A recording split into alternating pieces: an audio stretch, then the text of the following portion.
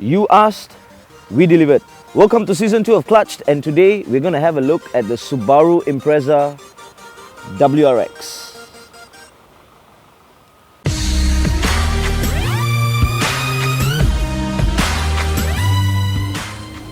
Ladies and gentlemen, today on Clutched, we are going to be covering the slow-moving vehicle from below. So this is the Subaru WRX. It's not the STI. Now, if you don't know what the STI is, it's a more tuned version. It has more power. It has a lot more features. This WRX, of course, is the turbocharged version of the Subaru Impreza. And let me tell you, this is one hell of a turbo that this owner has. This one is what we call, or what we refer to as the base Rex. Of course, it still has your four-wheel drive and your boxer engine.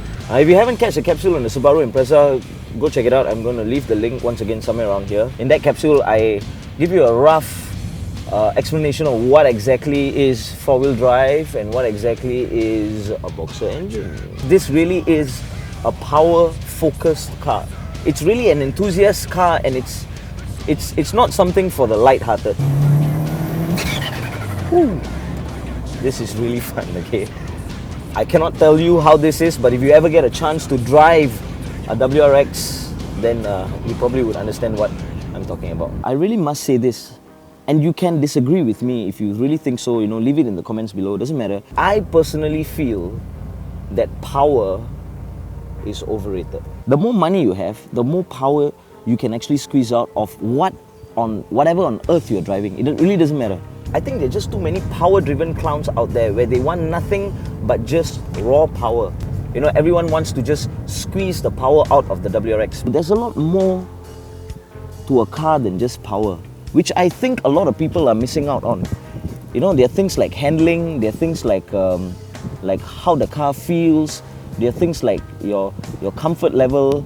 And I really think that an ultimate car is to strike a balance of all of these factors. It doesn't mean that just because you spend a couple of $1,000s on a set of suspensions, you got your handling covered. It doesn't work that way.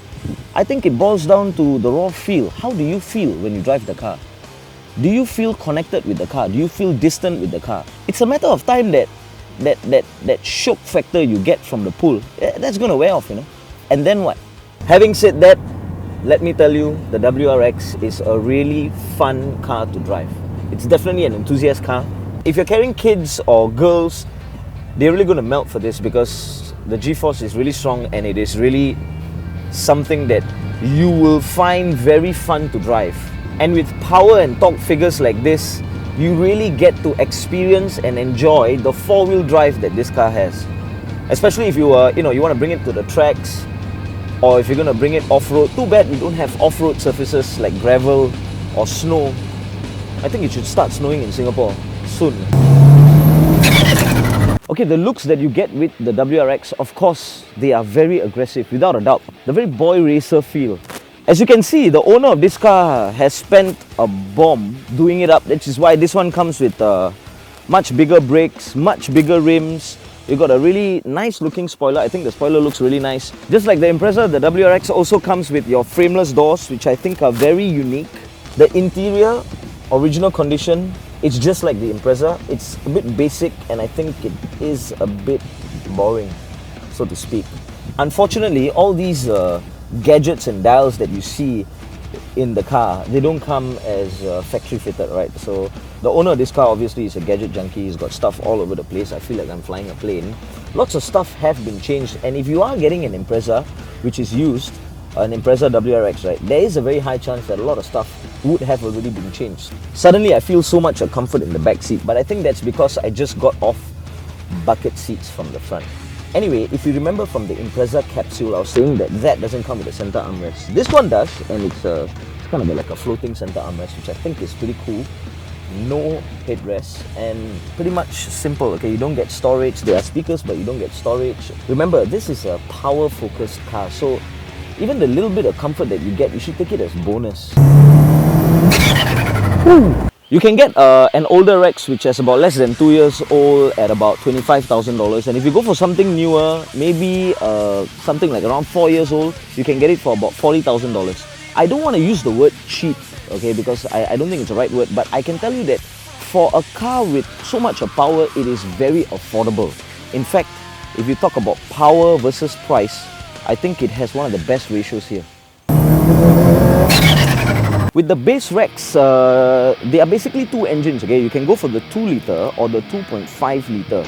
Now, the funny thing that I actually found out is the 2 litre version gives out more power, which is about 250 brake horsepower, and the 2.5 litre version gives you 230 brake horsepower.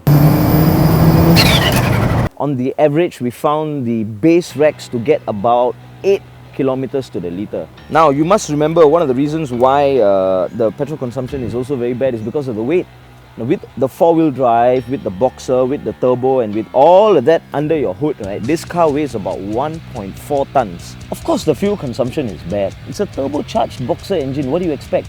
If you really want good fuel consumption, maybe you can consider a horse. But I heard the ride's a bit stiff. This is a very power-focused car, okay? So if you're looking for something like comfort, something where you can ferry your family members around, don't. There are a lot more other comfortable Subarus out there that you can choose to go for, right? This one, it's more for the enthusiasts, it's more for the trekkie, it's more for the, how do I put this? The power junkie. Now, there's one thing that I may have missed out, which is the sound, and this is another very addictive thing that you get with the WRX. Okay, so I'm gonna take my mic over here and I'm actually gonna put it.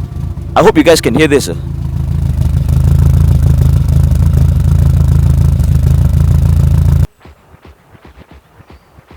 Of course, the owner of this car didn't modify it. It's stock. Right here in Clutch, it's time for us to rate the Subaru Impreza WRX. So is it going to be a buy, a don't buy, or an I don't know? Now, I'm going to say this hoping that you do it for only the right reasons. Ladies and gentlemen, Subaru Impreza WRX, it's a buy.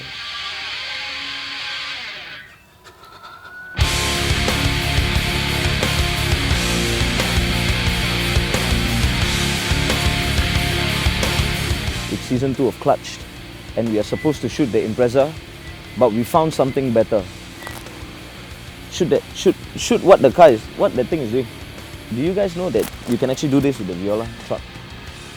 What, you didn't know? Now you know why the haze is back? Focus.